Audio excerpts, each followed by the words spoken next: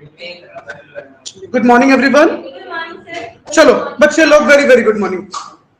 देखिए आज हम लोग बहुत इंपॉर्टेंट टॉपिक पढ़ेंगे, filing of return of income. समझे?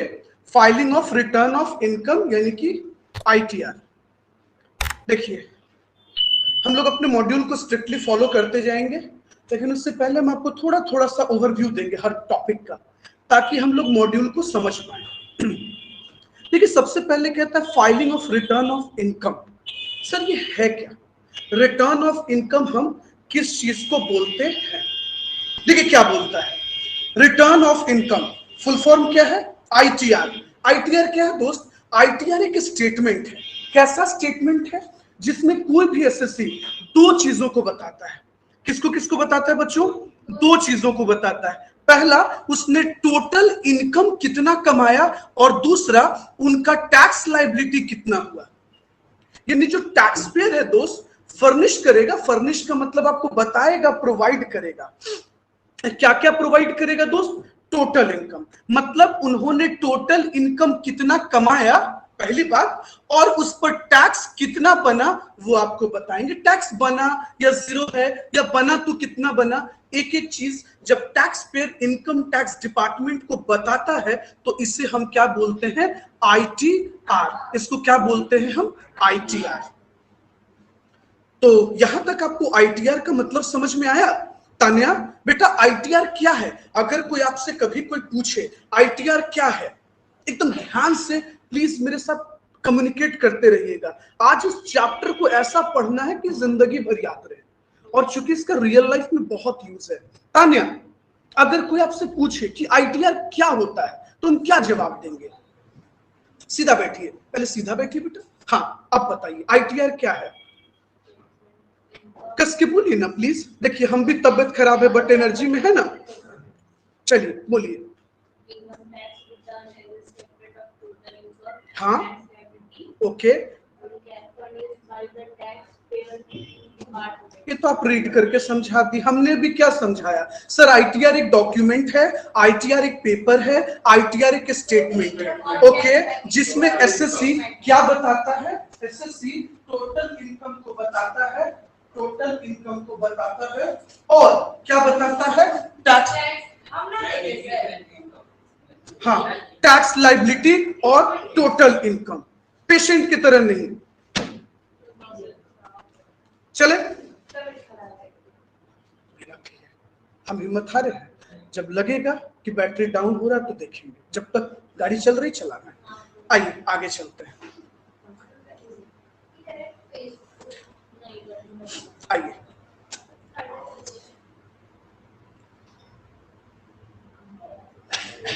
चलते हैं।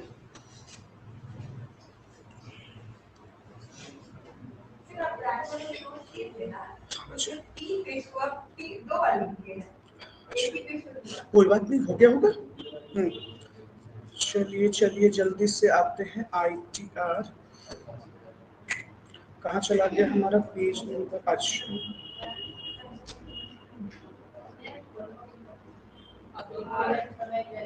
इसमें किसमें पेज रिपीट है? बस एक मिनट रुकिएगा। अच्छा अच्छा अच्छा अच्छा ठीक है चलिए। हाँ हाँ हाँ तो पता है ना वन का। चलिए आइए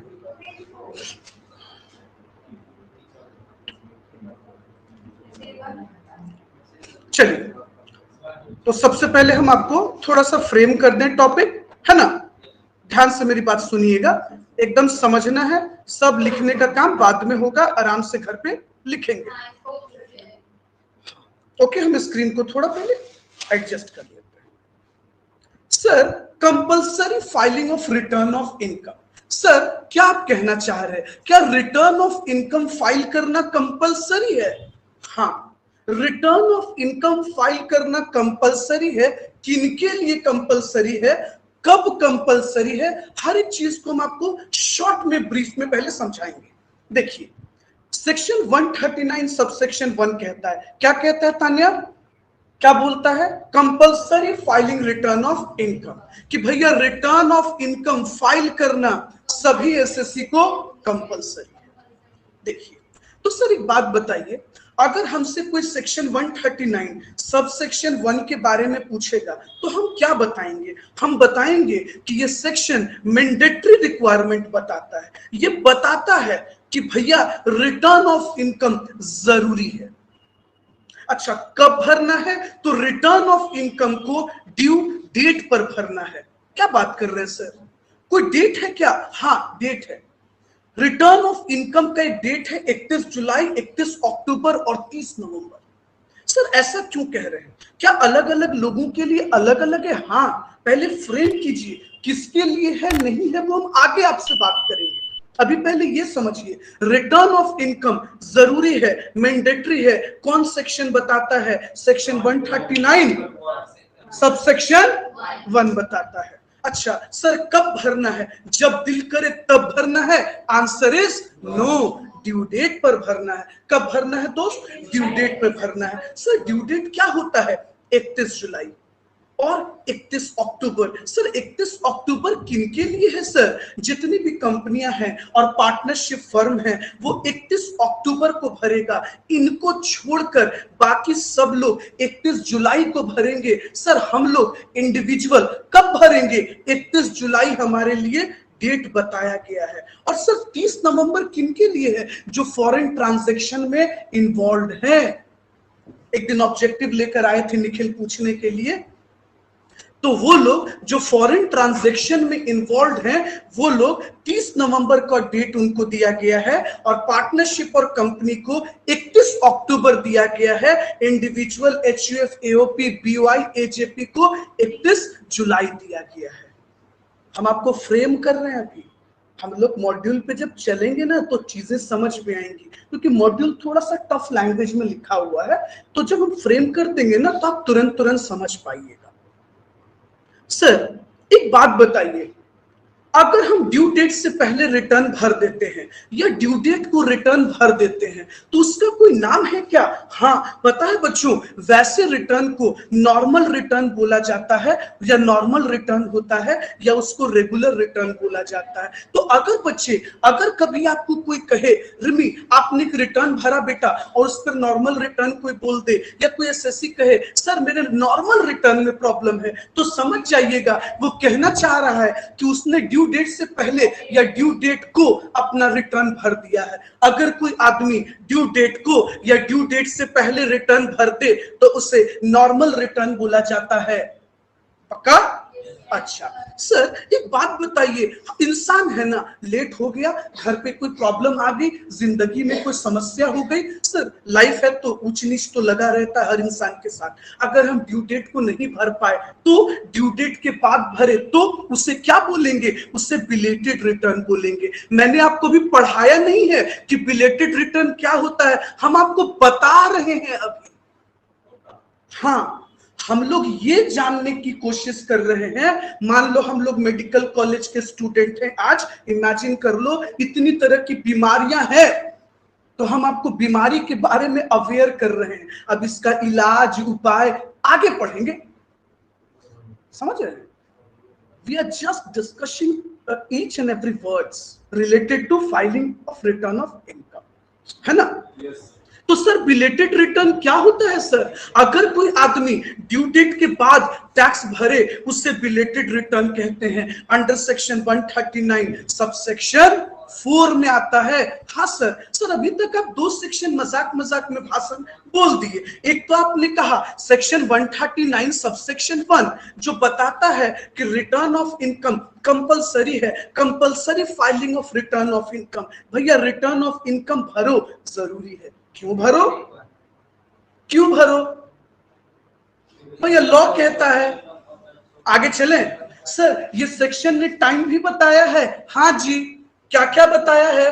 31 जुलाई, 31 अक्टूबर, 30 नवंबर। आई रिपीट, जितनी भी कंपनियां हैं, जितने भी पार्टनरशिप फर्म है इंक्लूडिंग LLP, उनके लिए individual HUF AOP BOI AJP के लिए 31 जुलाई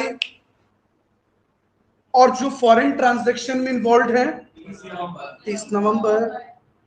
चलिए सर, बात बात में तो अच्छा खासा वर्ड हम लोगों ने सीख लिया। अच्छा सर, आपने कहा अगर कोई आदमी ड्यू डेट को टैक्स भर दे,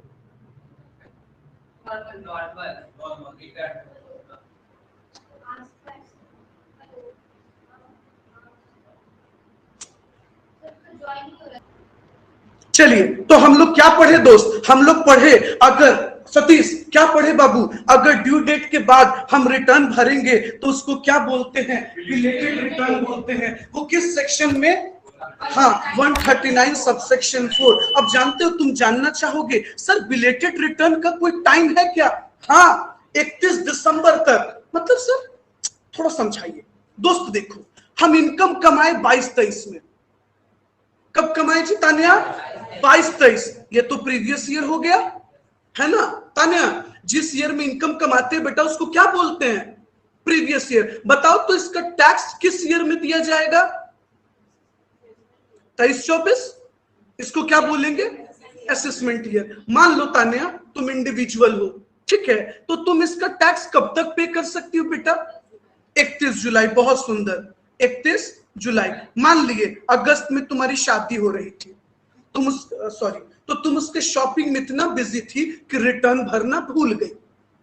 अचानक से तुमको आफ्टर रिसेप्शन याद आया, हाय रब्बा छूट गया जी, रिटर्न छूट गया।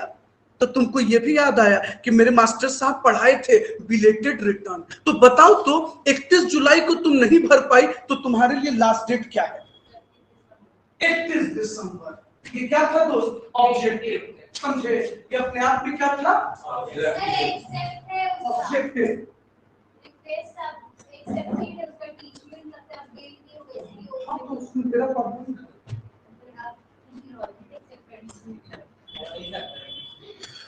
क्योंकि लास्ट मैसेज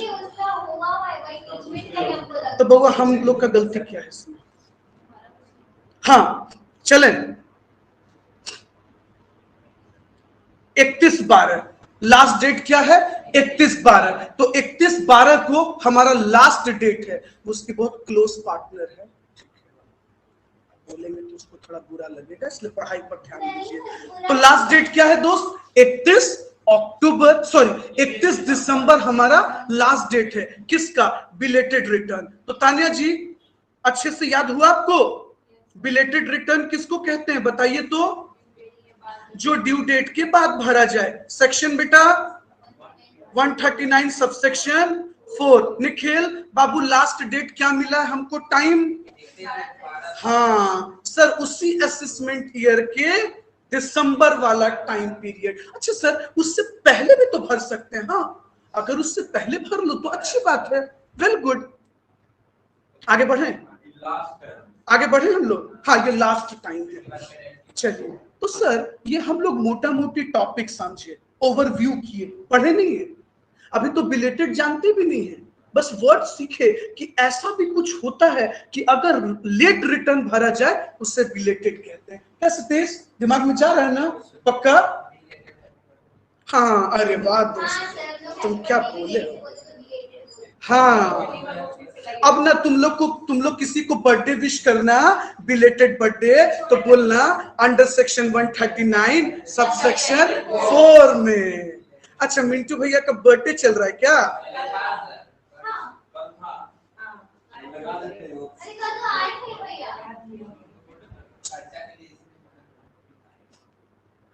चलिए आइए, चलिए बात नहीं कीजिए, ठीक है। चलिए सुनिए, देखिए अब थोड़ा सा हम आपसे और डिटेल में बात करेंगे, ठीक है?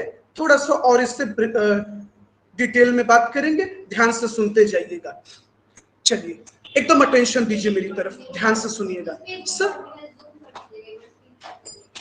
सर एक बात बताइए, compulsory filing of return of income, ठीक है? चलिए अब फोन अब कोई टच नहीं करेगा, ये बैक करके तुम लोग चलाते हो ना जो व्हाट्सएप, अब कोई नहीं जाएगा। हाँ ठीक है एकदम। सर सेक्शन 139 सबसेक्शन 1 में आपने क्या पढ़ाया? Compulsory filing of ROI, return of income का हमने क्या पढ़ा? कंपल्सरी फाइलिंग पढ़ा। ठीक है सर? हाँ, देखिए आप थोड़ा सा शायद जूम कर लिए होंगे, सही कीजिए ना स्क्रीन, ठीक है ना? चलिए सर, एक बात बताइए, अभी थोड़ा देर पहले आपने कहा, फिर रिपीट कर रहे हैं। नहीं, अब सर वो स्क्रीन बड़ा कर रहे हैं। मत करो बड़ा, बैठो, एकदम चूल मचा रहता है तुम लोग को। रखो, वो मेरा काम है, रखो। एकदम बिजी रहती है सब, बच्चा ना बच्चा है, सब नर्सरी में एडमिशन करवाएंगे ले जाके कि देखिए हमारे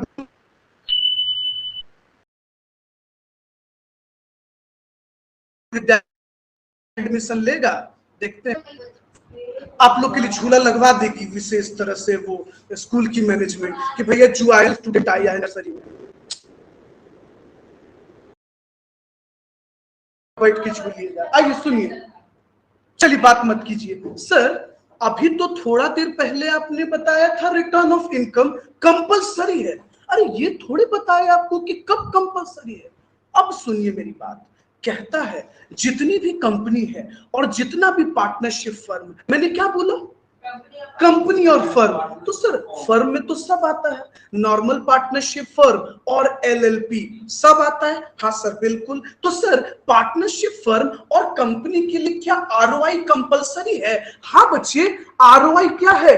कंपलसरी है। किनके लिए?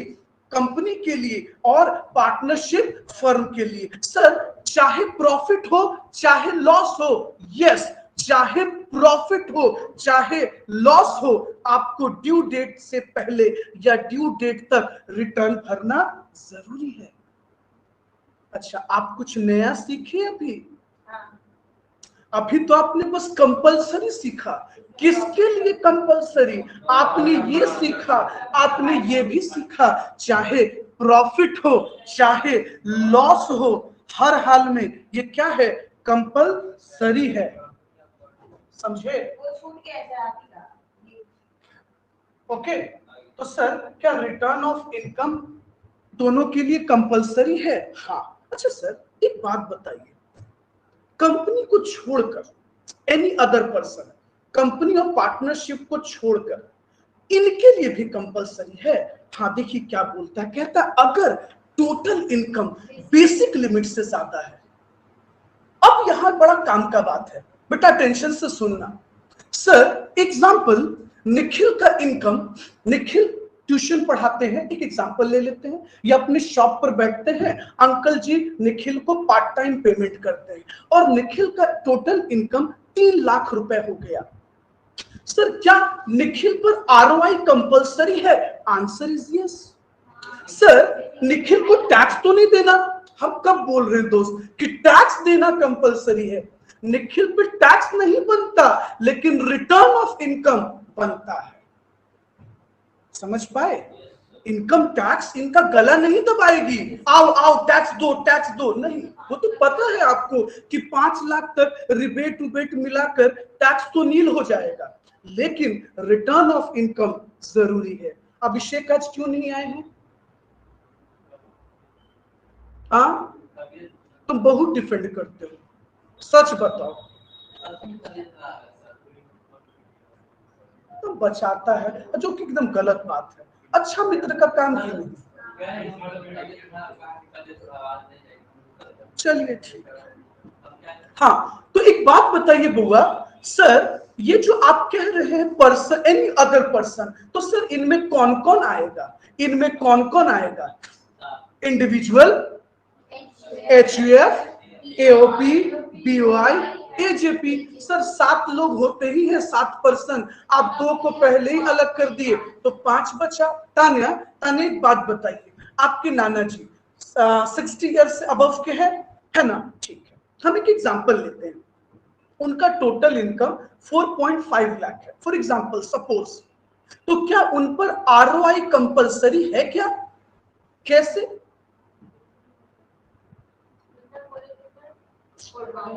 4.4 लाख, गलती हो गया।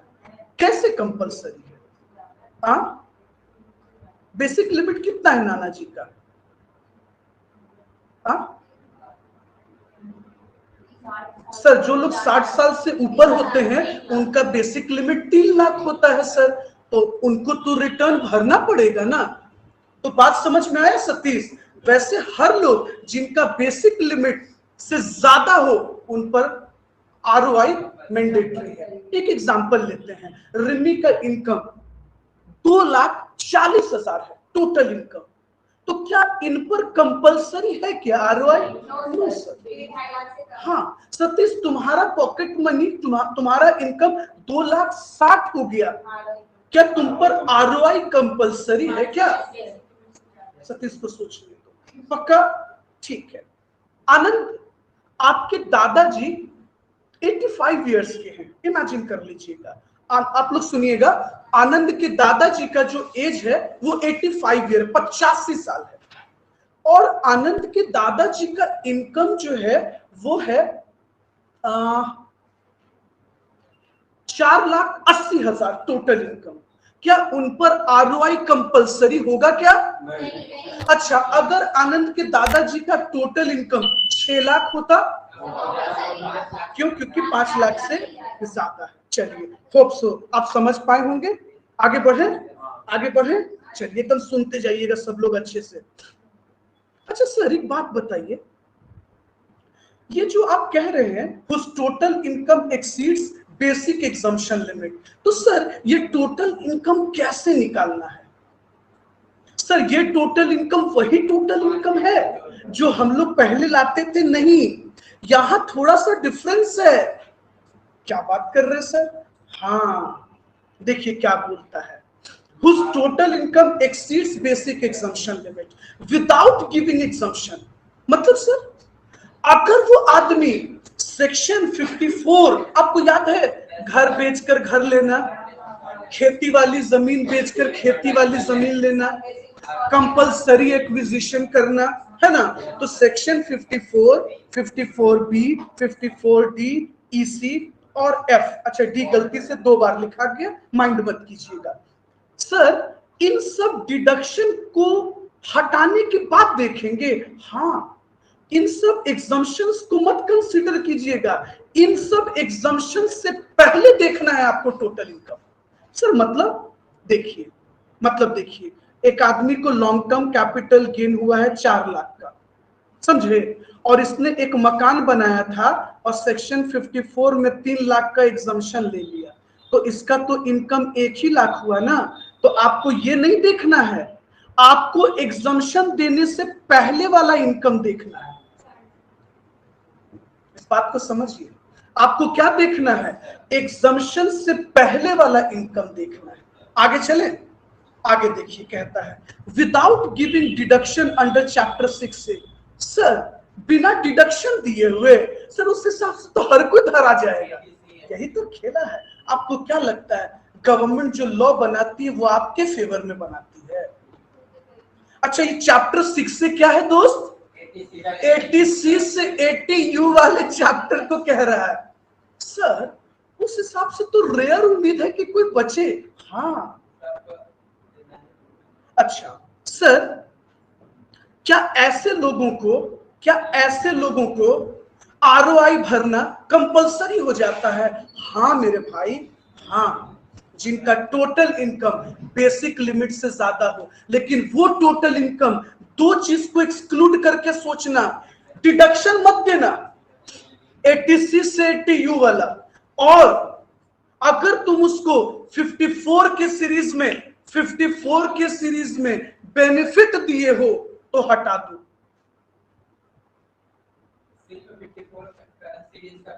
हाँ, और की बात नहीं ना लिखे हैं। हाँ, हुआ बात, और धैर्य रहना। हाँ, झुकेगी तो खींच लेना फिर से पीछे से, मेरी तरफ से अलाउ है। और कुछ बोली तुमको तो हम इसको धो देंगे। आगे चले सतीश, बच्चे क्या क्या हम लोग समझे? रिमी, तुम मान लो तुम आज टीचर हो हमारी, आज टीचर्स डे है, तुम टीचर बनी हो, हम बोले आरओआई का क्लास लो। हाँ ठीक, हाँ बिल्कुल खिलाएंगे। तो बताइए जरा, हम कॉज आप कैसे पढ़ाती? सेक्शन 139 में क्या क्या बताती, बताइए सतीश। हाँ कंपनी और फर्म के लिए कंपलसरी होता है आरवाई, बिल्कुल। फर्म में सर पार्टनरशिप फर्म और एलएलपी दोनों आ जाएंगे। हाँ उसके बाद सर इसमें कंपनी और फर्म के लिए कंपलसरी तो होता है, लेकिन प्रॉफिट हो चाहे लॉस हो उस केस में भी होता है, आपको रिटर्न भरना जरूरी है। Very good. उसके बाद sir any other person company firm को छोड़ के हाँ इनकम बेसिकली ज्यादा, मतलब कि सर जैसे कि 60 साल से नीचे ऐसे बोलिए सर। देखिए कंपनी और फर्म को तो कंपलसरी कर दिया गया, अब कौन बचे? Individual, HUF, AOP, BOI, AJP. इनको कहा गया कि अगर इनका टोटल इनकम बेसिक लिमिट से ज्यादा है। सर जैसा कि आपको हम पढ़ाए थे कि आपको इंडिविजुअल का एज पता है और उनके उम्र के हिसाब से उनका बेसिक लिमिट होता है, लेकिन सर टोटल इनकम का मतलब वो टोटल इनकम मत समझ लीजिएगा जो आप समझ रहे हैं। तो जो आज रिमी हमको पढ़ाएगी हमको वो समझना है। तो टोटल इनकम का मतलब अगर उस बंदे को किसी भी तरह का 54 के सीरीज में, 54 के सीरीज में एग्जम्पशन दिया गया है, उसको पहले हटा लीजिए कैलकुलेटर में, और 80C से 80U का अगर डिडक्शन दिए हैं उसको भी हटा लीजिए।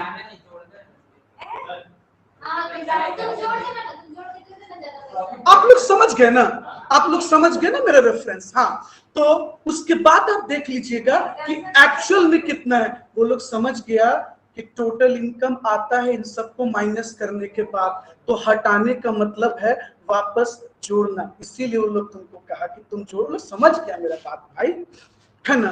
और 80C से 80U का अगर उसको डिडक्शन दिए थे तो हटा दो, मतलब वापस जोड़ दो और चेक करो कि ओरिजिनल इनकम कितना है, उसको कंपेयर करो बेसिक लिमिट से।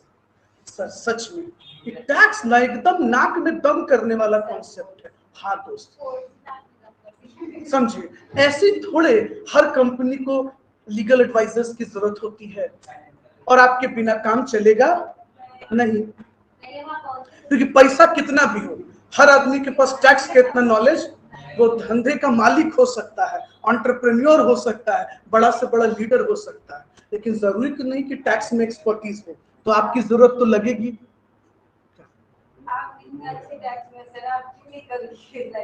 हाँ चले आगे बढ़े।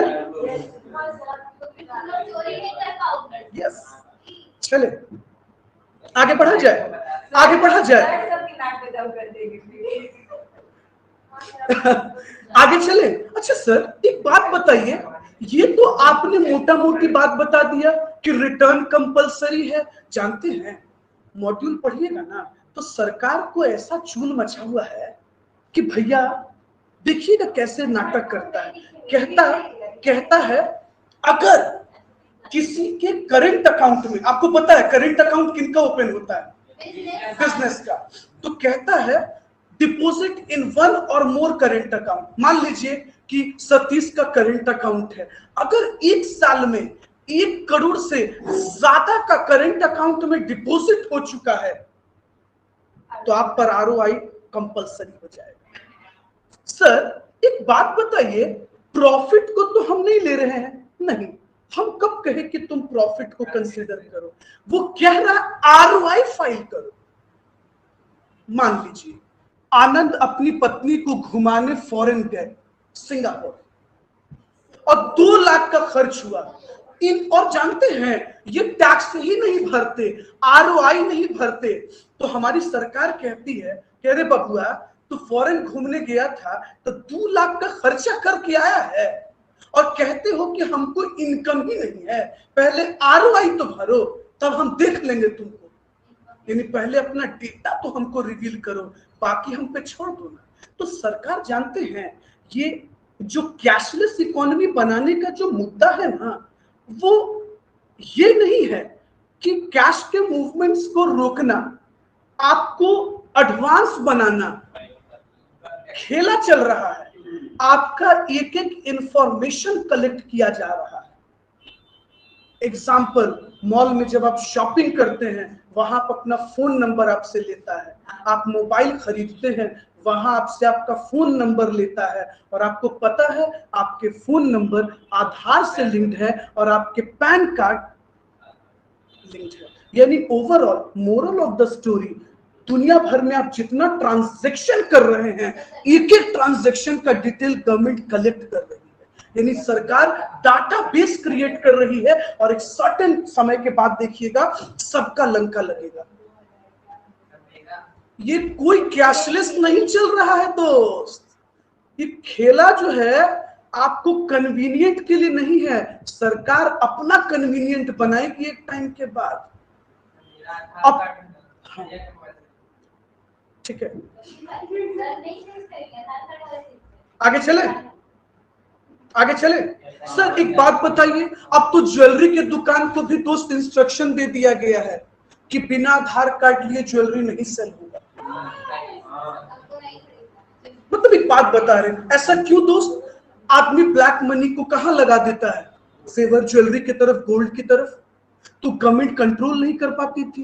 भैया पता तो चलेगा कि तुम टैक्स भरते नहीं, रिटर्न दिखाते नहीं, तो ज्वेलरी कैसे ले लेते हो? कमाते हो तो क्या खाते पीते नहीं हो? एक साल में सब सोना ही ले लोगे? इस तरह से ट्रेसिंग का एक तरीका बनाया गया है। आते हैं इलेक्ट्रिसिटी बिल। अगर किसी के घर पर 1 लाख से ज्यादा का इलेक्ट्रिसिटी बिल है, जैसे अपना कोचिंग ले लीजिए, आराम से 14-15 हजार मिला जुला के आ जाता है। हम आरओआई में है, सर नहीं है। अब हम नाम नहीं लिए, तुम समझो हम किनकी बात की, क्योंकि रिकॉर्डिंग हो रहा है। एक बात समझिए आप, अब इस बात को थोड़ा सोचिए। इनकम टैक्स जिस दिन रिमांड पर लेगी, उस दिन ये सबसे पहले देखेगी कि भैया ठीक है, मानते हैं आप बिजनेस में क्या कमाए नहीं कमाए, आई एग्री। आप आरओआई तो देते। जब आपका महीने का इतना बिजली बिल है, लाख से ऊपर का बिजली बिल जा रहा है, तो आपके लिए तो आरओआई मैंडेटरी है। आप सोच कर देखिए, अगर एक आदमी 1 लाख से ज्यादा का बिजली बिल दे रहा हो,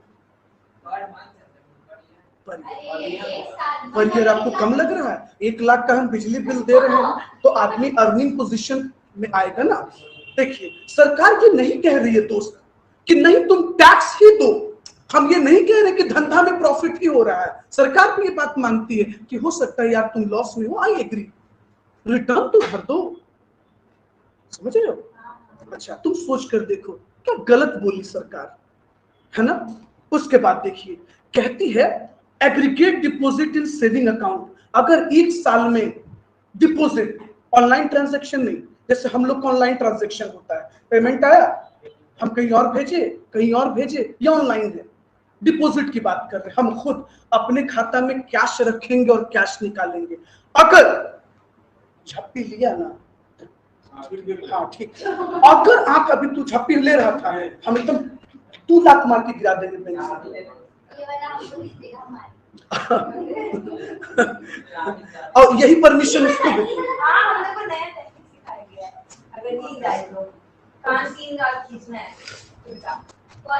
हाँ सुनिए सुनिए, ओहो सुनिए ना, एग्रीगेट डिपॉजिट सतीश, अगर 1 साल में 50 लाख के बराबर या 50 लाख से ज्यादा हुआ है आनंद, लॉ कहता है, इनकम टैक्स कहता भैया आरओआई तेरे पर मैंडेटरी है, तू टैक्स मत दे यार, कोई दिक्कत नहीं है, आरओआई तो भर, बाकी तो फरिया लेंगे तुमसे, तुम आओ तो पहले कॉलेज। डिपॉजिट उसने कहा, तो डिपॉजिट ट्रांजैक्शन ही ना हुआ बेटा, ऑनलाइन नहीं बोले, डिपॉजिट, डिपॉजिट अलग चीज होता है। हाँ, और जानते हो अगर तुम्हारा एग्रीगेट टीडीएस और टीसीएस 25,000 या 25,000 से ज्यादा कट चुका है, तो इनकम टैक्स कहती दोस्त तेरे को आईटीआर देना चाहिए था। तुम टैक्स दो मत दो बात की बात है, वो तो डिपेंड करता है, हम चेक करेंगे ना कैलकुलेशन, तुम आरओआई भरो।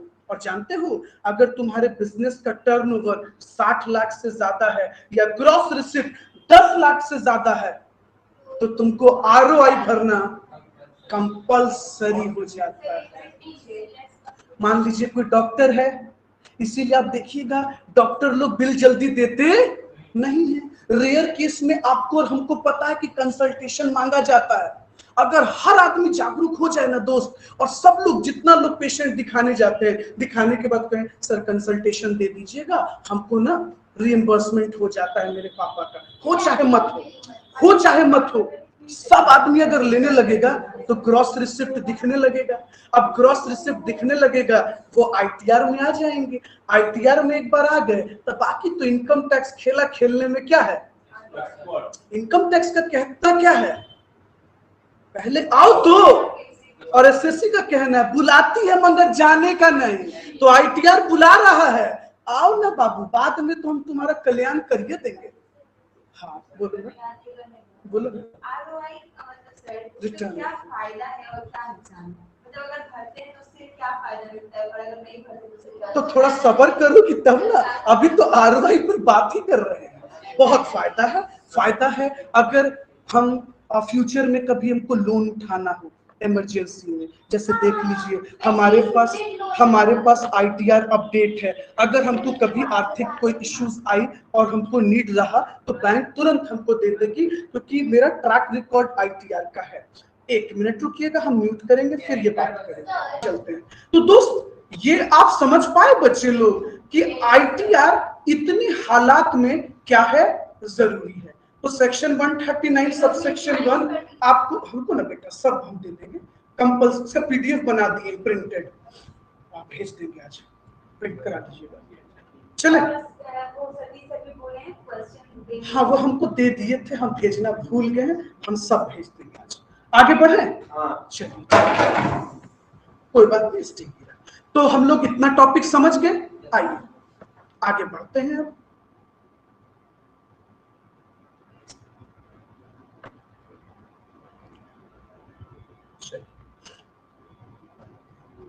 पेज नंबर 3 कहाँ चला गया हमारा, 2 हो गया ना, हाँ 3। सर एक बात बताइए, अभी तो थोड़ा देर पहले आपने ड्यू डेट जैसा कोई चीज बताया था। हाँ, अब हम इस पर बात करते हैं आपके साथ एक्सप्लेनेशन में। सर ड्यू डेट का मतलब, अच्छा ना बेटा, ड्यू डेट किसको कहते हैं?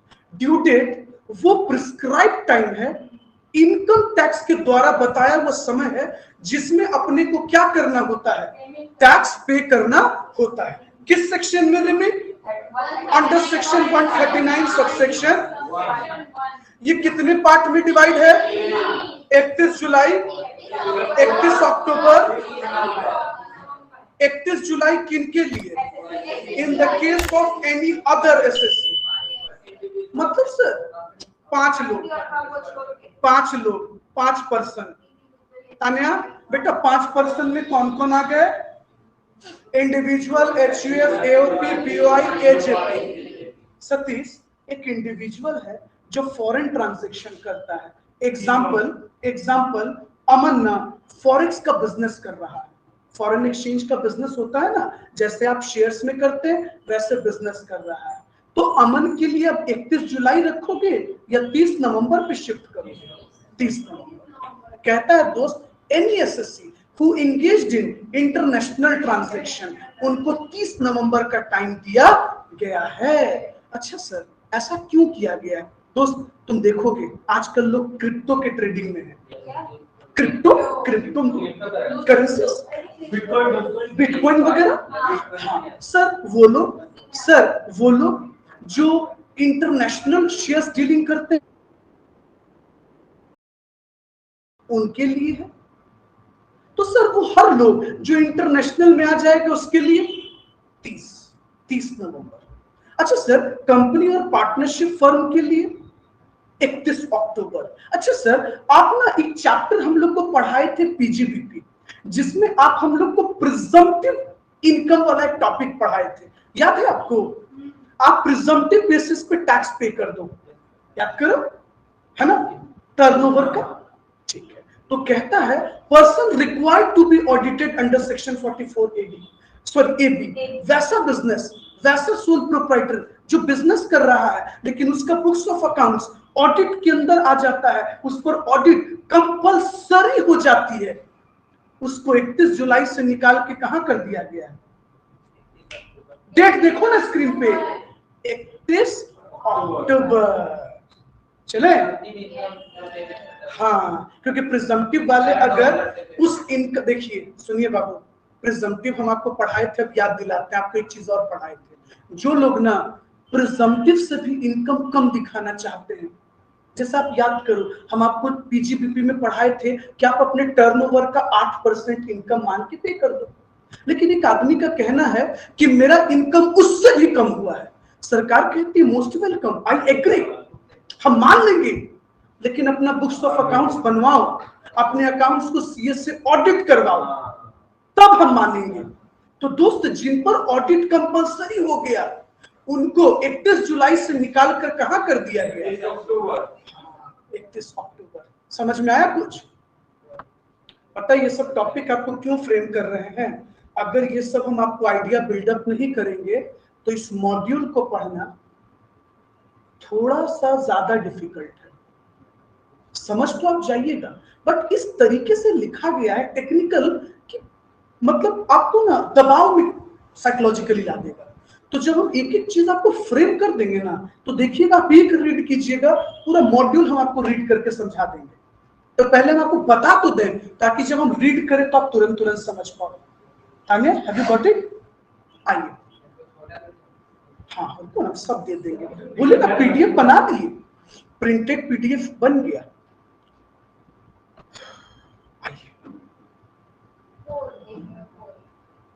हाँ, पेज नंबर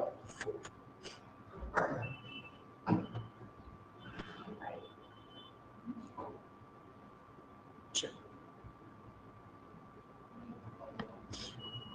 पेज नंबर सही करने दीजिए।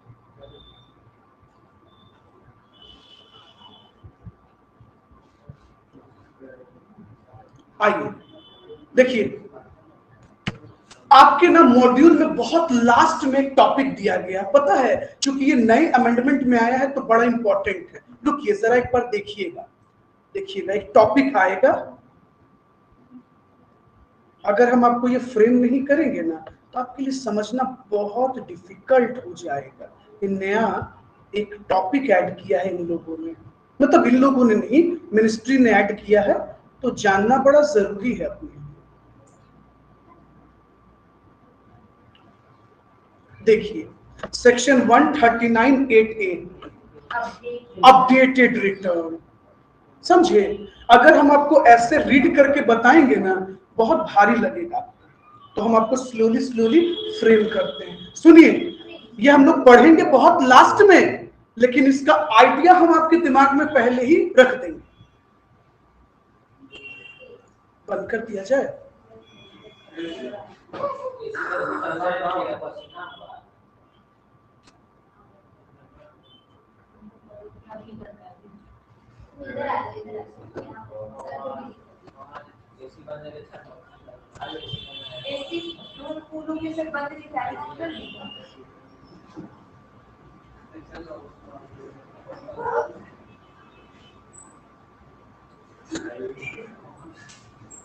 चलिए सुनिएगा, सतीश शुरू करें।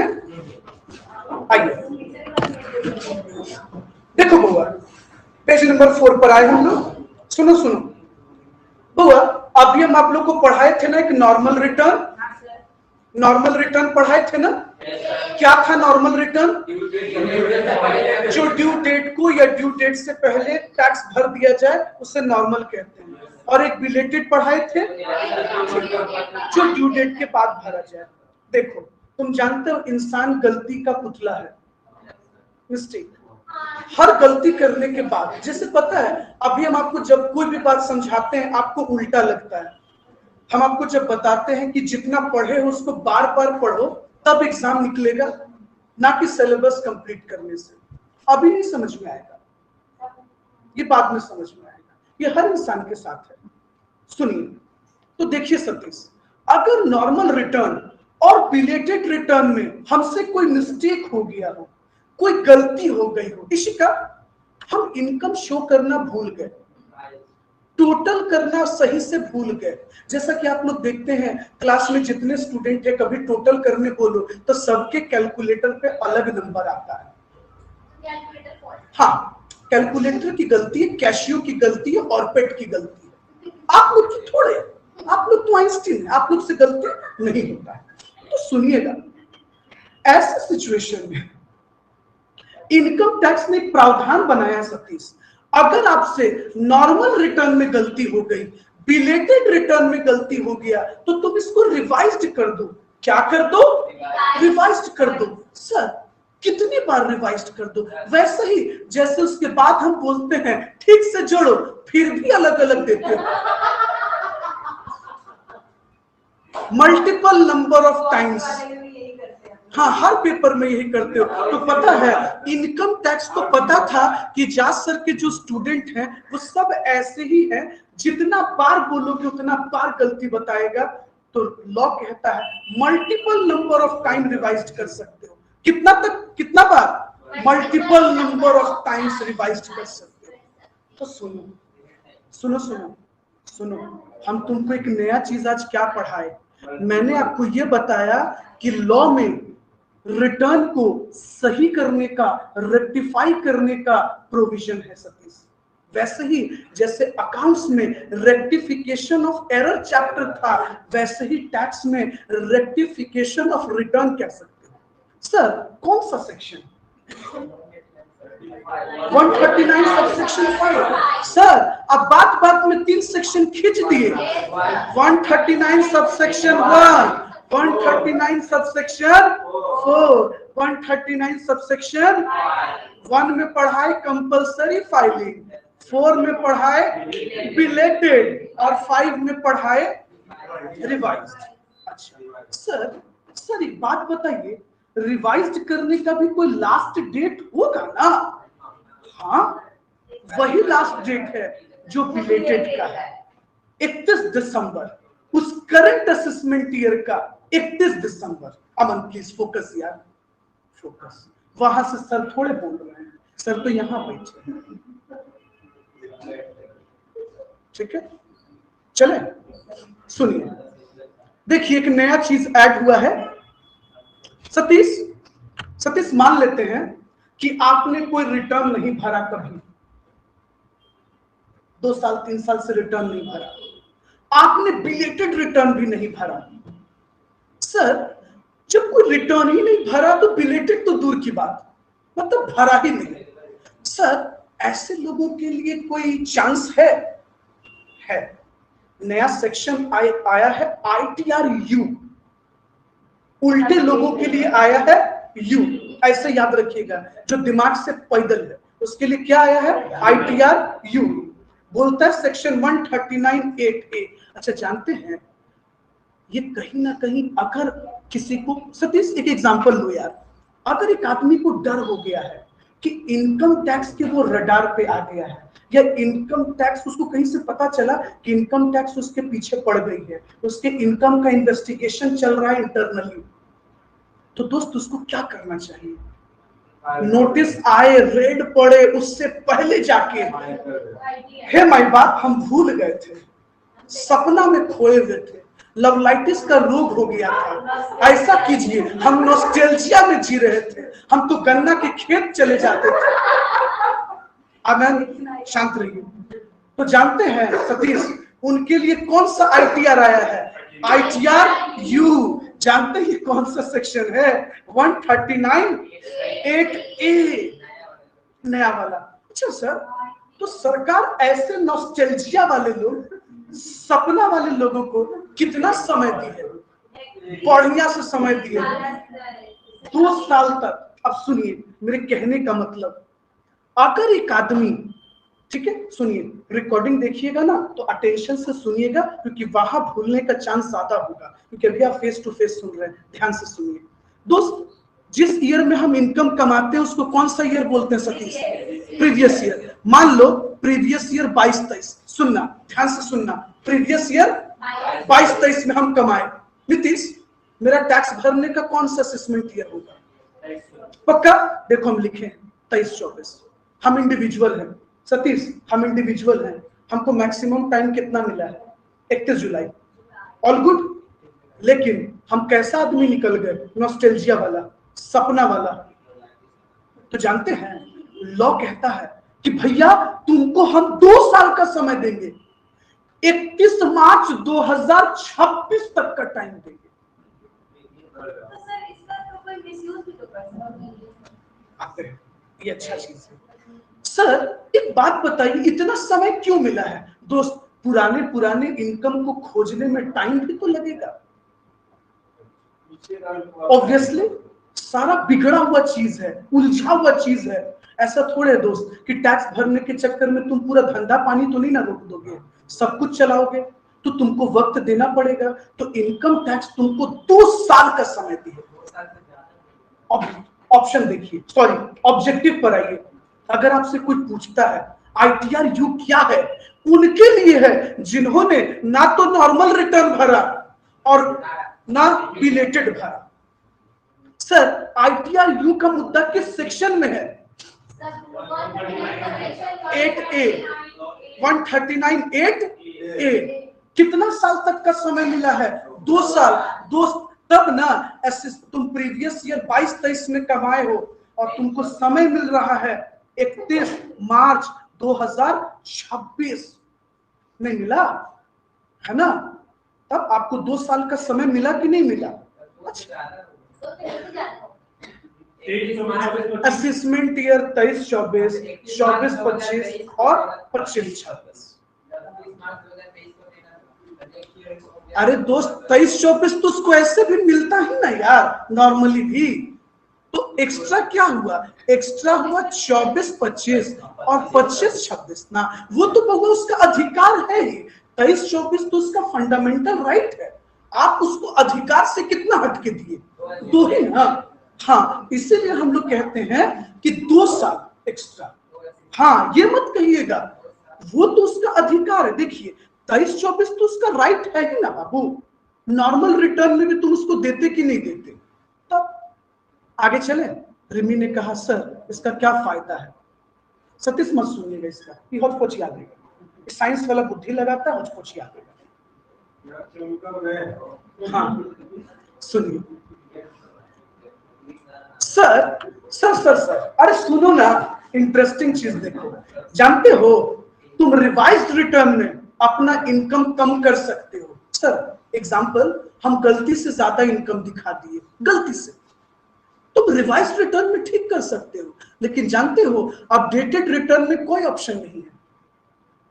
जितना बोल दिए उतना बोल दिए।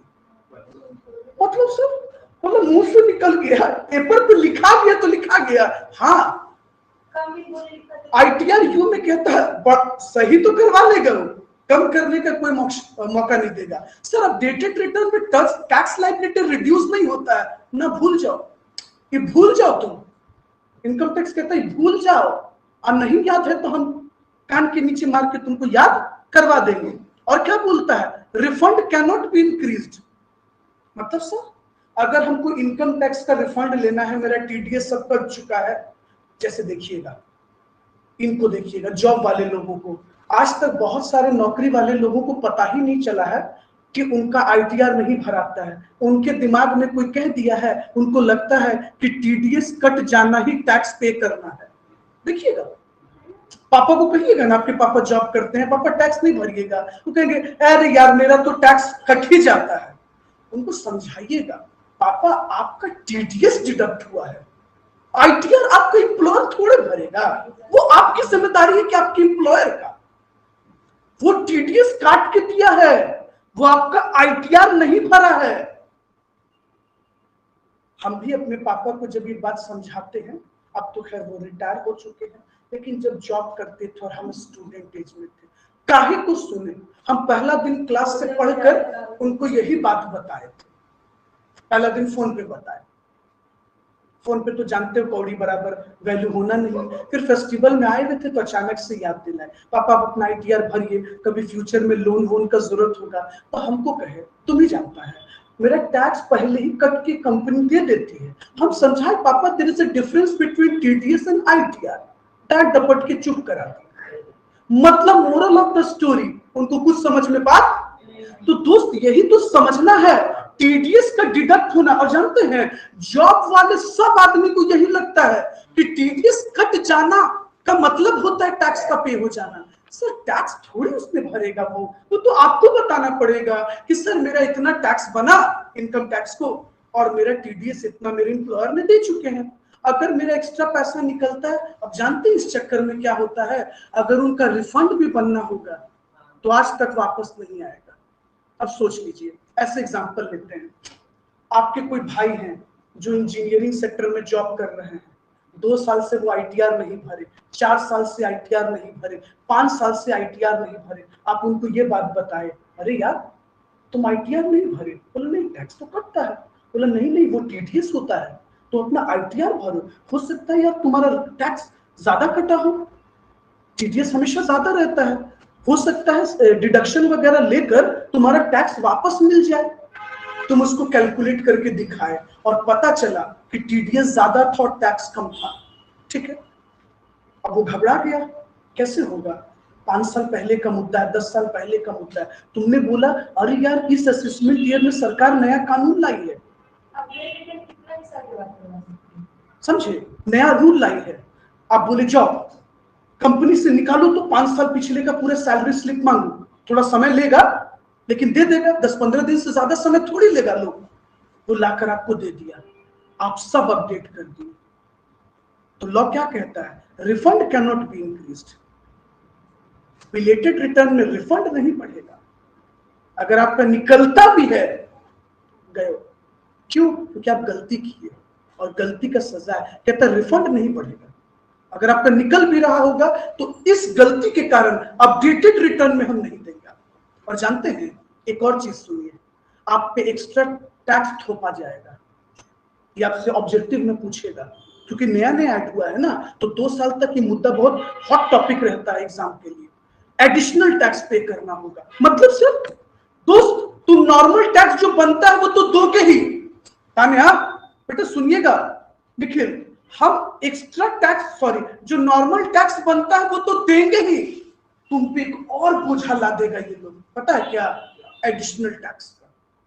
बोलता है तुमको एक्स्ट्रा टैक्स और देना होगा, क्यों, तुम गलती किए हो, क्या गलती किए हो, इतना साल से क्यों सोए थे। अच्छा पता है ये कब होता है, जब आपके दिमाग में एक फियर बैठ जाता है या आपको कहीं से भनक मिल जाती है कि आप इनकम टैक्स के रिमांड पर हैं, आप पर लगातार नजर रखा जा रहा है, आपके अकाउंट्स को मॉनिटर किया जा रहा है, तो ऐसे केस में आपके दिमाग में डर होता है। तो भैया नोटिस आए, लफड़े में हम फंसे, केस का चक्कर लगे, आप तुरंत गए, मिले किसी सीए से, सीडब्ल्यूए से, सीएस से, किसी लॉयर से, ठीक है, जो हाईली क्वालिफाइड टाइप के लॉयर है, जो टैक्स कंसल्टेंट में आते हैं, उन्होंने कहा ठीक है घबराओ मत, उपाय है, डाटा कलेक्ट करो, सब निकालो, पीछे का सब रिकॉर्ड सब भर देते हैं।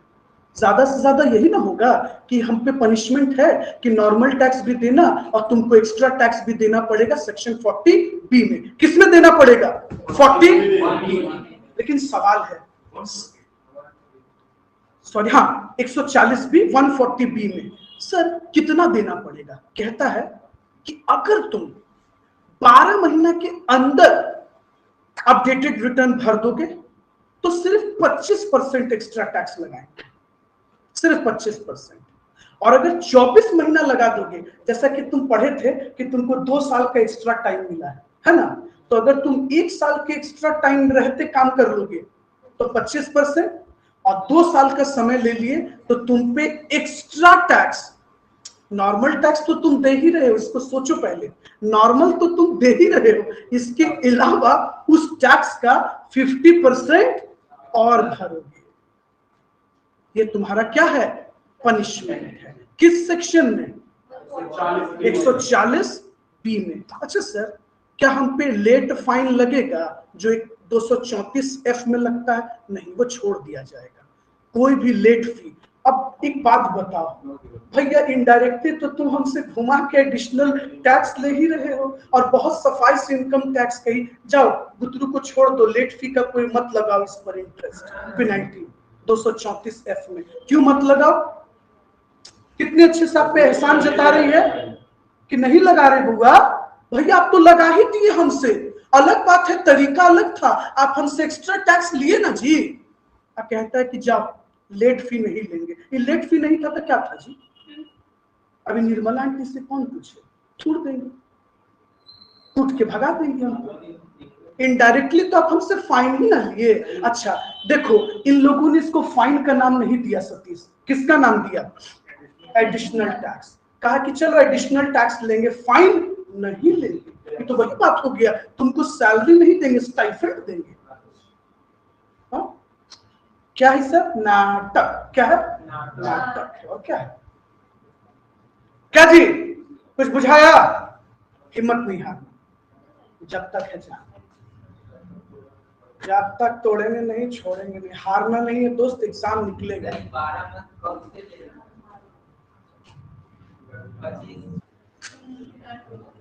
हाँ, तो सतीश सेक्शन 139 सबसेक्शन 5 क्या कहता है बाबू? ये किस चीज का सेक्शन है? ये रिवाइज्ड रिटर्न का सेक्शन है ना? कहता है, क्या बोलता है कि अगर किसी एसएससी से ओरिजिनल रिटर्न में मिस्टेक हो गया, ओरिजिनल रिटर्न में गलती हो गई, कोई ओमिशन हो गया, कोई एरर हो गया, कोई टैक्स कैलकुलेशन में गलती हो गई, तो क्या बोलता है? क्या बोलता है कि भैया तुम उसको क्या कर लो? ठीक कर लो, रेक्टिफाई कर लो। अगर दोस्त कोई बिलेटेड रिटर्न भरा है, उसमें भी मिस्टेक हो गया, उसमें भी गलती हो गई, तो तुम क्या कर लो? उसको रेक्टिफाई कर लो, ठीक कर लो। तो सर क्या हम दोनों को रेक्टिफाई कर सकते हैं? Answer is yes. आपको याद है थोड़ा देर पहले हम आपको टाइम लिमिट पढ़ाए थे, इतना 31 दिसंबर, उस असेसमेंट ईयर का 31 दिसंबर।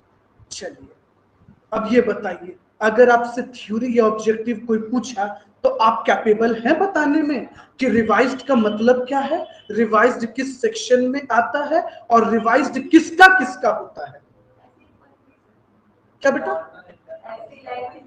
नहीं, ऐसा नहीं होता बेटा, ये तो हम दिमाग में भरने के लिए ना ऐसे लिखते हैं, क्योंकि मदर लैंग्वेज जो होता है ना, वो बहुत ज्यादा कनेक्ट करता है इंसान को, मातृभाषा है ना ये हमारा, इसीलिए। चले, ऑल डन? पक्का? ठीक है।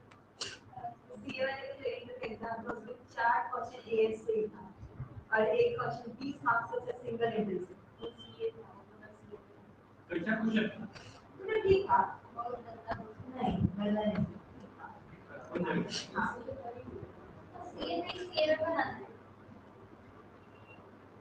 चलो सर शुरू करें ना? चलिए सर, ये नोटिस अंडर सेक्शन 142(1) का क्या मतलब है सर? ये नया टॉपिक कुछ आ रहा है? नहीं, सुनिए, देखिए, पहले ना हम आपको एकदम से मदर लैंग्वेज में समझाएंगे, फिर मॉड्यूल पे चलेंगे तो कट टू कट समझ में आएगा। देखिए बुआ, हम लोग रिटर्न भरना भूल गए, बिलेटेड भी भूल गए। सोचिए, अगर एक बच्चा हर दिन क्लास आ रहा है और वो नहीं आएगा, तो क्या टीचर को याद नहीं आएगा ये बच्चा नहीं है? लेकिन जो कभी एडमिशन ही नहीं लिया कोचिंग में, उसका तो कोई बात नहीं है। समझिए हम आपको क्या बोलना चाह रहे हैं। वो इंसान जो लगातार टैक्स भर रहा है, जिसका आईटीआर का डिटेल इनकम टैक्स के पास है, अगर वो इस साल रिटर्न भरना भूल गया, ना तो उसने ओरिजिनल रिटर्न भरा, बिलेटेड भी भूल गया, तो उसको नोटिस तो दिया जाएगा। उसको पहुंचा नोटिस कि भैया वेयर आर यू। जैसे हम लोग पूछते हैं ना, आप नहीं आ रहे, कहाँ है? आपका क्लास छूट रहा है ना?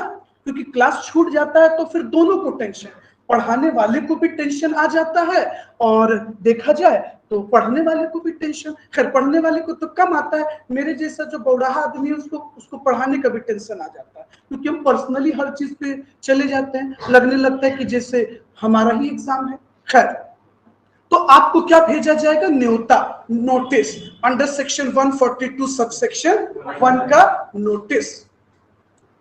देखिए,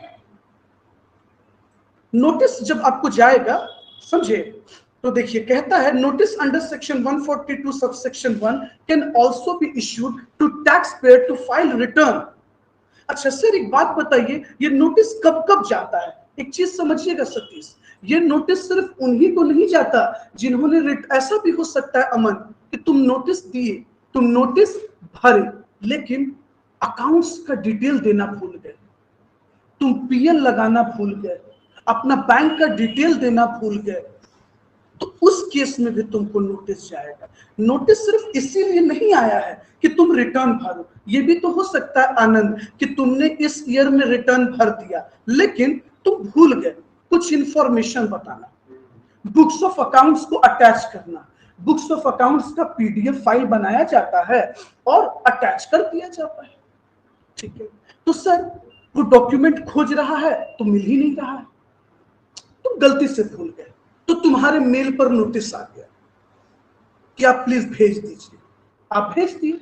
अगर उसमें भी कोई गलती रहा तो फिर नोटिस आएगी, अब तो वो दूसरा नोटिस होगा, लेकिन ये नॉर्मल नोटिस है। ये नोटिस किस किस चीज के लिए है? डॉक्यूमेंट्स के लिए है, अकाउंट्स के लिए है, कोई इंफॉर्मेशन तुम बताना भूल गए। एग्जाम्पल, एचआरए क्लेम किए लेकिन एचआरए का पूरा डिटेल नहीं दिए, आपने लैंडलॉर्ड का पैन कार्ड नहीं लगाया। एक एग्जाम्पल समझ लो, मांगेगा ना कि भैया किनको एचआर, आप किनके घर में रहते हो, तो आपने कहा हिसाब में, तो उनका पैन कार्ड हमको भेज दीजिए तो प्लीज, तो आपको नोटिस दे देगा कि आपसे छूट गया ये चीज, दे दीजिए।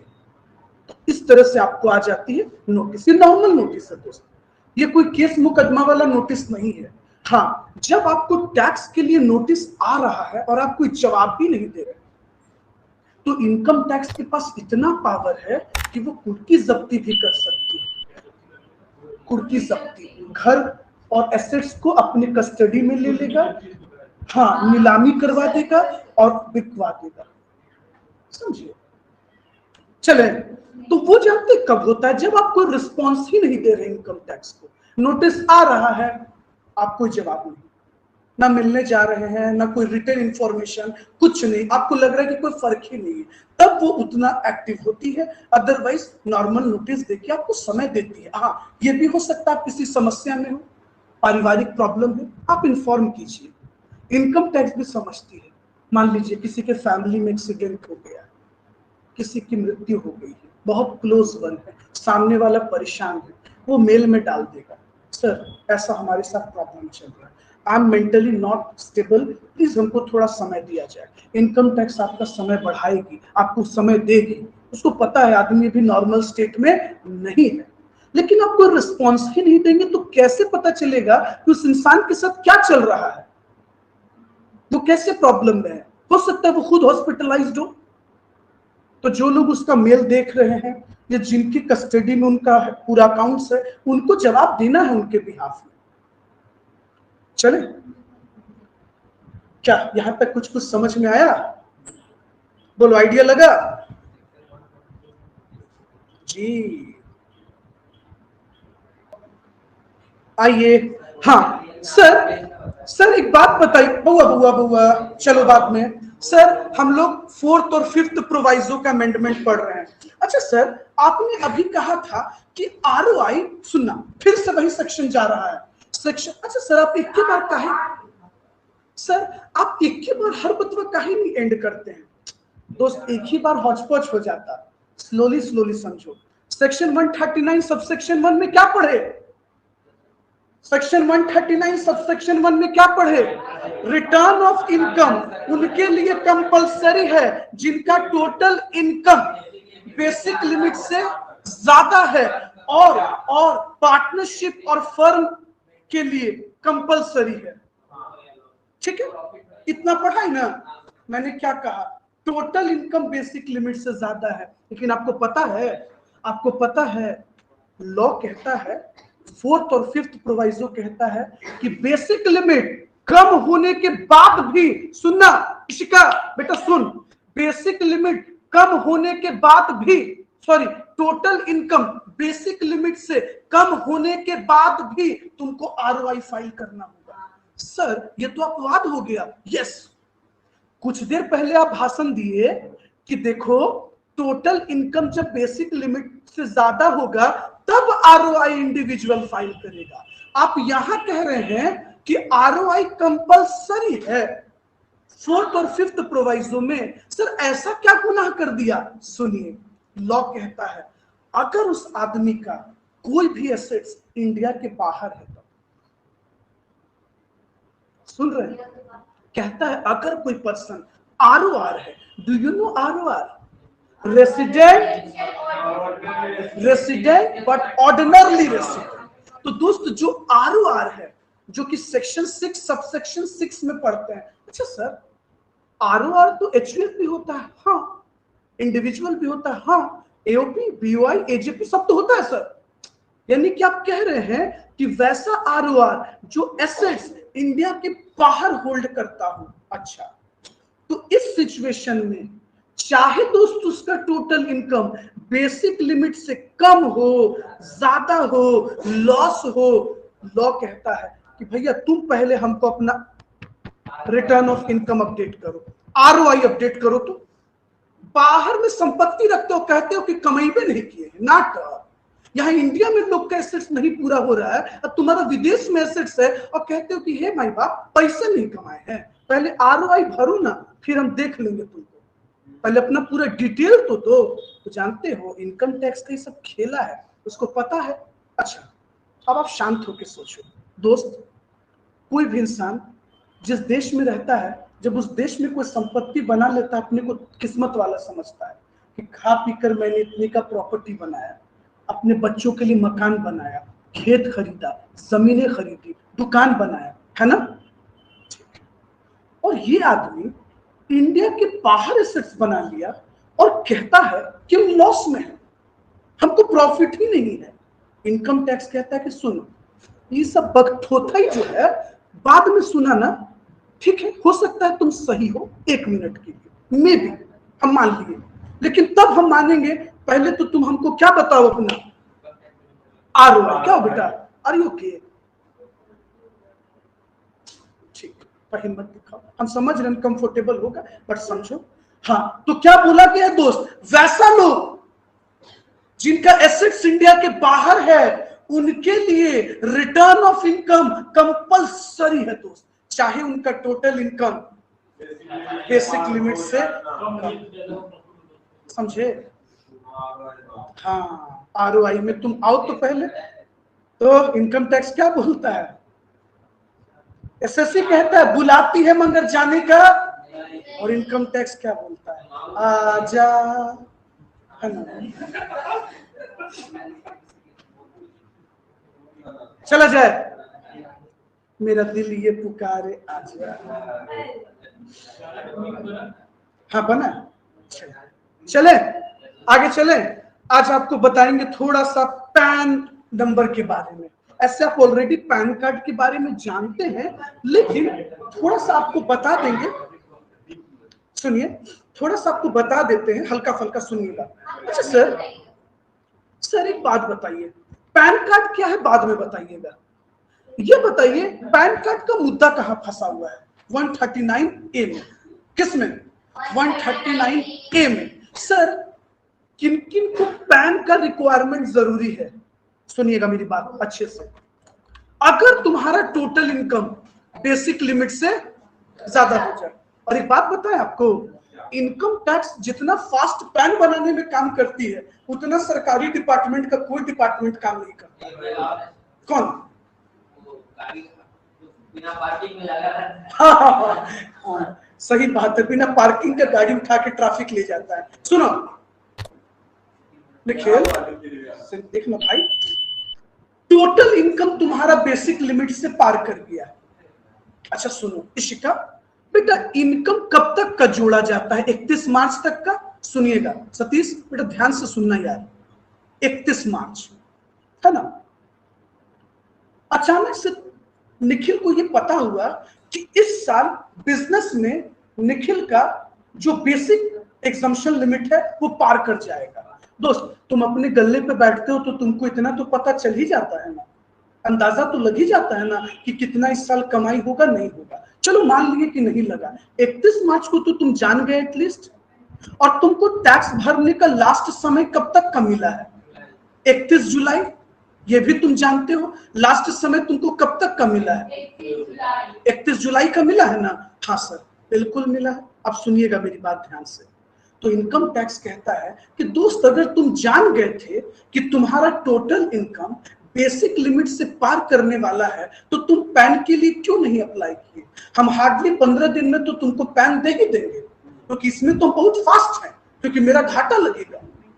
तो वैसा लॉ कहता है। अब सुनिए, किसी का इनकम पार कर गया और वो टैक्स नहीं पे किया और इनकम टैक्स के रडार पे आ गया दोस्त, तो वो तो एक्सक्यूज देगा कि सर मेरे पास पैन नहीं था। तो इनकम टैक्स ने लॉ बनाया है कि तुमको अप्लाई करना चाहिए था ना। जब हम कह दिए हैं कि 31 मार्च के बाद तुमको जब लगे और 31 जुलाई तक का समय है तो तुम पैन ले लो, ठीक है, पहला। दूसरा कहता है अगर तुम बिजनेस कर रहे हो और तुम्हारा टर्नओवर 5 लाख पार कर गया, देखो एक बात फिर से समझो, हम आरओआई की बात किए हैं, हम टैक्स पे करने की बात अभी तक नहीं। तो इनकम टैक्स कहता है कि अगर तुम बिजनेस कर रहे थे, एग्जांपल तान्या जो है उस दिन बताए थे, एक डिकचुक वाला इली है ठेला, उस पे टमाटर बेच रही थी, एकदम चिल्लाते रहते लाले लाल टमाटर एकदम बेचती है दबा के दोस्त, और टर्नओवर 5 लाख पार कर दी। 5 लाख छोड़िए 15 लाख का टमाटर बेची है। और चूंकि इसका डीजे वाला ठेला है तो भीड़ों लगा रहता है, आधा से ज्यादा लोग तो गाने सुनता है, एकदम म्यूजिक वाला गाना, सब डीजे टाइप का है तो कुछ नाच लिया और 5 किलो टमाटर लेके चला गया। इनकम टैक्स कहता है कि भैया जब तुम्हारा टर्नओवर 5 लाख से ज्यादा था तो तुम पैन कार्ड क्यों नहीं लिए? अप्लाई करना चाहिए था ना। मैंने सेक्शन 139A में तुमको बोला है कि नहीं बोला है? दूसरा केस देख रहे हो, किसी को बचने का मौका नहीं दिया है ताकि अगर उसको केस में कभी खींचे तो उसका वकील उसको बचा के निकाल नहीं पाए दोस्त, है ना। इनकम टैक्स जो ऑफिसर होंगे वो डिफेंडेंट के तुरंत लॉयर को काउंटर करेंगे कि मैंने तो लॉ में लिखा था, गलती किसकी है? एसएससी। सुनिए, अगर कोई आर्टिफिशियल पर्सन है दोस्त, डू यू नो ना आर्टिफिशियल एजेपी वगैरह, तो कहता है कि अगर आप आर्टिफिशियल पर्सन है, एओपी है, पीयूआई है, और आपका टोटल ट्रांजैक्शन, देखिएगा मैंने टोटल इनकम नहीं कहा, मैंने टोटल इनकम नहीं कहा, मैंने टर्नओवर भी नहीं कहा, मैंने ट्रांजैक्शन कहा। टैक्स में लिखा हुआ है ट्रांजैक्शन। कहता अगर ट्रांजैक्शन 1 साल का 2.5 लाख का हुआ है तो भैया आपको पैन के लिए अप्लाई कर देना चाहिए था। 31 मई तक लास्ट डेट है। कब तक का लास्ट डेट है? 31 मई तक आपको अप्लाई कर देना चाहिए था। आप अप्लाई कर देते, हम आपको पैन दे देते। ठीक है, सुनिएगा, अगर 1 साल में 20 लाख तक आपके अकाउंट में डिपॉजिट हुआ है, जैसे मान लीजिए दोस्त आपका ही अकाउंट आपके घर पे यूज होता है हर चीज के लिए, जैसे अभी रिमी से मैंने कहा हॉस्टल का इनका, तो अगर मान लो ऐसे वो लोग भी इतना दिमागदार आदमी है कि एक ही में ट्रांजैक्शन नहीं शो करते होंगे, लेकिन दोस्त लेते ही नहीं है, लेकिन अगर दोस्त एक ही अकाउंट में तुम्हारा इतना का लेन देन हुआ है 20 लाख तक का, पहले 10 था अब 20 कर दिया गया है, भैया आपको तुरंत पैन के लिए अप्लाई करना था। अब तो दोस्त बिना पैन के अकाउंट नंबर खुलता भी नहीं है, पैन तो मांग ही लेता है, रूल है, लेकिन चूंकि जिन लोगों का नहीं है, माइनर है, ज्वाइंट अकाउंट है, तो उस केस में कहता है कि भैया आपको पैन के लिए तुरंत अप्लाई करना था। हाँ बन जाता है, बिल्कुल बनता है। आ जाए, आइए, एकदम थोड़ा सा समय लेंगे आपको, आपसे थ्योरी में पूछेगा कि पैन क्या है, पैन का मतलब क्या है, परमानेंट अकाउंट नंबर। आप जानते हैं ये 10 कैरेक्टर का अल्फा न्यूमेरिक नंबर होता है। अच्छा, इसको इश्यू कौन करती है? Income tax department. अच्छा, आपको बहुत नया नया इसमें चीज सिखाएंगे। फर्स्ट जो 3 कैरेक्टर होता है वो अल्फा न्यूमेरिक सीरीज होता है। सर ये किसी काम का है? नहीं, ये ना एक तरह का परमुटेशन कॉम्बिनेशन है। अब तो सबको तो एक नंबर नहीं दे सकते ना, तो कुछ तो नंबरिंग करना पड़ेगा। तो जो सिस्टम है, जो कंप्यूटर है, जो सॉफ्टवेयर है, वो खुद इस तरह से नंबरिंग क्रिएट करती है ताकि सबका नंबर मैच ना करे। जैसे देखते हो आज तक फोन नंबर 2 लोगों का कभी मैच किया है? एक ही नंबर हमको भी हो, एक ही नंबर धरती पे किसी और को भी मिल गया, नहीं। क्यों? क्योंकि सॉफ्टवेयर परमुटेशन कॉम्बिनेशन बनाती है, मैथ जैसा। तो वैसे ही पहला जो 3 होता है वो किसी काम का नहीं होता, वो बस कैरेक्टर बताता है, वो सीरीज देता है। लेकिन उसके बाद देखना, अगर P लिखा हुआ है, जैसे AAAP, मान लो कि निखिल का है पर AAAP, तो P स्टैंड्स फॉर इंडिविजुअल का पैन है वो, C stands for company, H stands for HUF, A stands for, B stands for, L stands for, G stands for, J stands for, और T होता तो ट्रस्ट। ट्रस्ट, ठीक है। Sir आप में क्या है दिस वे? इंडिविजुअल है तो पी होगा ही ना। ये हम भी आज देखेंगे। देखना क्या है, ये यूनिवर्सल ट्रूथ है, ऐसा कैसे होगा? आप इंडिविजुअल है तो पी ही ना मिलेगा। चले तो सर उसके बाद के कैरेक्टर से पता चलता है। अच्छा सर एक बात बताइए, हमको ना सतीश का पैन कार्ड मिल गया और हम बदमाशी से ऑनलाइन इनका टैक्स भर दिए 50 लाख रुपए। सुनिए सुनिए सुनिए दोस्त, ये अगर तुम्हारे दिमाग में आ सकता है, ये तो इनकम टैक्स को भी पता है कि ऐसे में तो कोई किसी का भी कुछ भी इनकम शो करवा देगा, लेकिन ऐसा नहीं हो सकता दोस्त। जैसे भरिएगा तुरंत वेरिफिकेशन के लिए ओटीपी आएगा। ओटीपी का जब तक कंफर्मेशन नहीं मिलेगा, सिस्टम समझ जाता है कि कहीं से कोई फर्जी काम कर रहा है, उस एसएससी को फंसाने के लिए आगे का प्रोसेसिंग रुक जाएगा। इसीलिए ओटीपी आती है ताकि ये कंफर्म हो जाए।